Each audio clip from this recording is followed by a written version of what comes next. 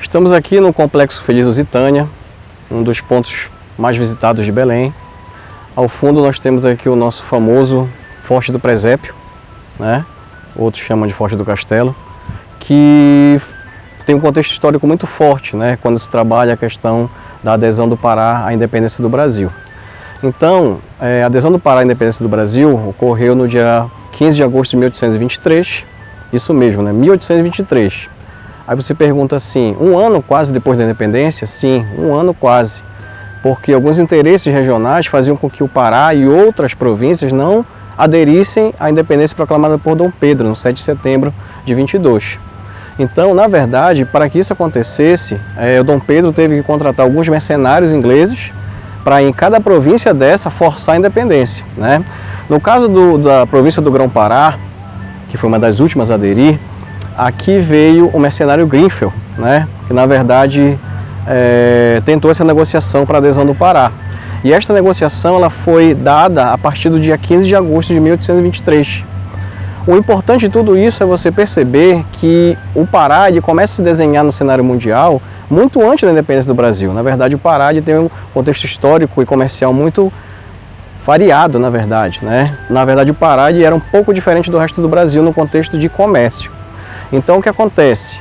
Quando houve esse processo de independência aqui, né, a adesão do Pará à independência do Brasil, houve um sentimento muito forte de regionalismo, né, de patriotismo, se há que pode falar isso.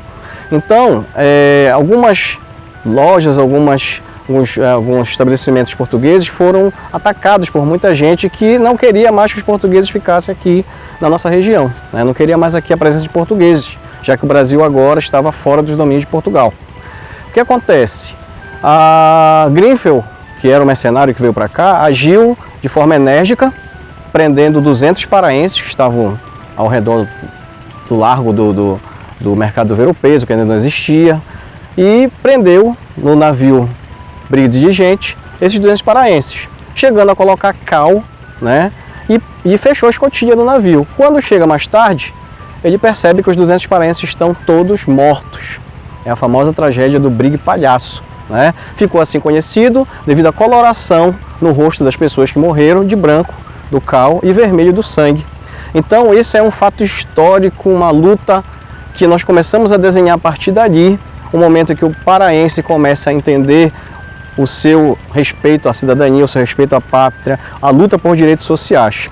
A partir desse momento, tem alguns historiadores que consideram a tragédia do Brigue Palhaço como um motivo ideológico para mais tarde entendermos o movimento conhecido como cabanagem. Na verdade, a cabanagem aconteceu no período regencial, onde várias populações ribeirinhas se uniram em torno de um projeto político para chegar ao poder do Estado. Então, na verdade, a adesão do Pará à independência, né, que muita gente não tem esse conhecimento, ela é um fato histórico de muita relevância para a nossa região, onde o paraense começa a se identificar com os valores, com a busca por um interesse social e a busca por melhores condições de vida. E esse contexto dessa região que nós estamos aqui, no Complexo Feliz Lusitânia, é essencialmente um contexto da época, né? Um contexto de lutas, de guerras. E Belém começa a se desenhar também a partir daqui, onde você vê um complexo de igrejas e fortes que vão dando nome a esta cidade, né? Na verdade, Belém Feliz Lusitânia, depois se chama Belém, e começa a partir daqui a ocupação do espaço, né? A ocupação do espaço geográfico de Belém. Então, na verdade, podemos entender que Belém, do tamanho que é hoje em dia, quando chegar mais ou menos no século XVII, não é nem metade do que é. O processo de urbanização, o processo de arborização de Belém, ela vai ganhar muito espaço a partir do século XVII e século XVIII. No período do século XVIII para o século XIX, nós trabalhamos aqui em Belém o áureo da borracha, né? O período áureo da borracha, onde trouxe grandes riquezas para o estado, tanto do Pará como do Amazonas. Podemos entender que nesse período Belém passa por um processo de mudança, onde você vai ter a construção de vários teatros, várias praças, até o ar paraense ganha outro contexto, né? Um contexto europeu. Na verdade, as pessoas queriam se parecer com os europeus, né? Muitas lojas vieram da Europa para venderem roupas aqui, como a loja Paris na América, lá no comércio.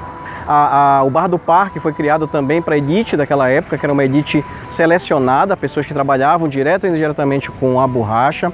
Pegamos ali a Praça da República também com um momento de formação, né, de uma arborização, porque Belém, como a gente tem ideia hoje em dia, não é muito quente, né? E Belém não é quente de hoje, ela é quente de sempre. Então, na verdade, a ideia de diminuir a intensidade do calor em Belém, ela veio nesse período da Belle Époque paraense, né? Onde, na verdade, as árvores foram trazidas da Europa para fazer esse processo de diminuição do calor, que eram as mangueiras. Daí, com um corredor de mangueiras formado a partir ali da Praça da República, da Avenida Presidente Vargas e Avenida Nazaré, nós ganhamos o status de Cidade das Mangueiras, onde também nós vamos ter a criação do forno crematório, o processo de higienização de Belém, e tudo isso daí no contexto do século XIX. Então Belém, que começa aqui no século XVI, vai tomando corpo século XVII, século XVIII, século XIX, até chegarmos ao tamanho que Belém é hoje em dia. Então, na verdade, a adesão do Pará à independência, ela entra nesse contexto, né, de formação de Belém, de formação de uma nacionalidade, de formação de um povo. A adesão do Pará à independência do Brasil, que ocorreu no dia 15 de agosto de 1823, ela mostra que algumas províncias não aderiram à independência, né? Mesmo porque o comandante de armas dos estados, eles eram portugueses e fiéis ainda a Lisboa, né? Então, na verdade, o Dom Pedro teve que contratar mercenários para poder ir em cada província forçar essa independência. No caso do estado do Pará, veio o Grenfell, né? Um grande navio, e aplicou uma história dizendo que ele era o primeiro de vários navios de guerra, que se o comandante do estado não aceitasse a independência, teria Belém afundada, né? Então foi verificado por o governador do estado que havia só o Grenfell, né? Não havia, era só uma mentira, né? Ele mandou alguns navios menores ali na costa de Salinas verificar se existiam ou não outros navios de guerra, e foi verificado que só existia o Grenfell.